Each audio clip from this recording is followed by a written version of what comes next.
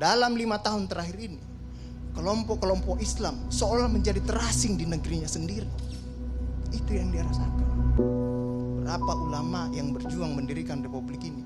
Indonesia 80% penduduknya umat Islam. Tidak pernah meminta 80% hasil sumber daya alam yang dikuasai negara untuk umat Islam. Gak ada yang dia minta. Ada gak dia minta? 80% umat Islam penduduk Indonesia tidak pernah meminta 80% APBN untuk umat Islam. Gak ada yang dia minta. Sederhana permintaan umat Islam. Dia mau berdialog sama Tuhannya. Dia mau mengingatkan umatnya akan kebaikan. Yang tidak hanya mengajarkan doa makan dan doa minum, tapi juga cara memilih pemimpin. Itu kira-kira. Nah, inilah ketegangan-ketegangan. Ketika agamanya dinistakan, kok susah sekali ini membawa ke proses hukum. Muncullah demo berjilid-jilid, yang kemudian berujung ulamanya tidak bisa pulang. Belum lagi penghujung, kemudian ada agama yang diperhadapkan sebagai musuh besar Pancasila. Nah, ini yang menarik menurut saya. Saya ini Islam, tapi bukan pengetahuan Islamnya seperti Ustadz Ali Muhtar Ngabalin dan Abu Bakar, Ustadz Abu Bakar.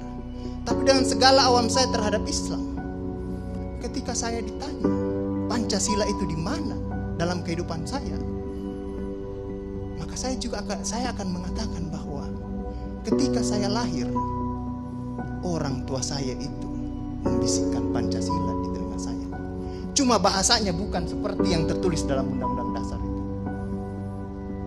Dia membahasakan Allahu Akbar, Allahu Akbar, asyhadu an la ilaha illallah, asyhadu anna Muhammadar Rasulullah.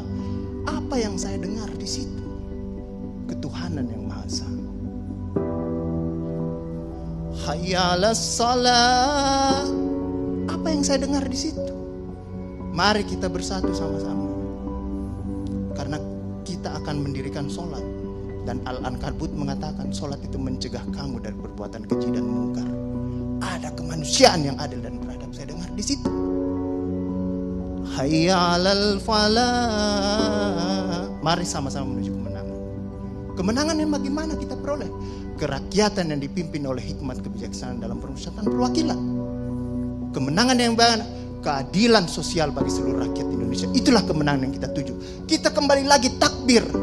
Allahu Akbar, Allahu Akbar, la ilaha illallah. Kita ulang lagi.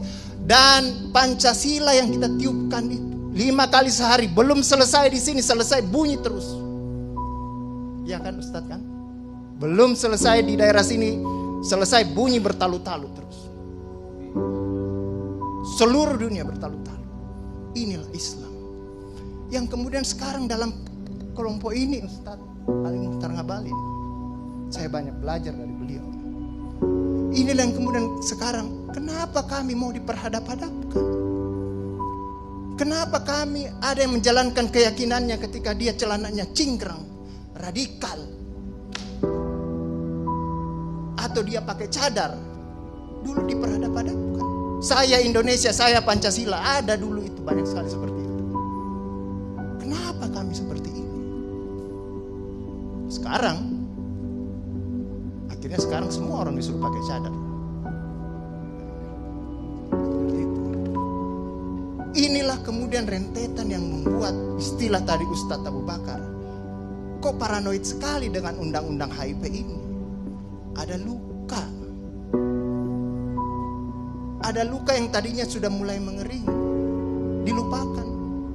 Tapi tiba-tiba ini kemudian dikhawatirkan, jangan sampai Pancasila ini mau dipakai sebagai instrumen untuk membibirkan kelompok Islam dan kelompok ini. Apalagi kalau kita baca RUU-HIP itu, memegang kekuasaan pembinaan ideologi Pancasila ada sama presiden. Saya juga baca-baca sekilas tadi. Kok di situ ditulis pendidikan nasional menurut undang-undang ini itu berubah.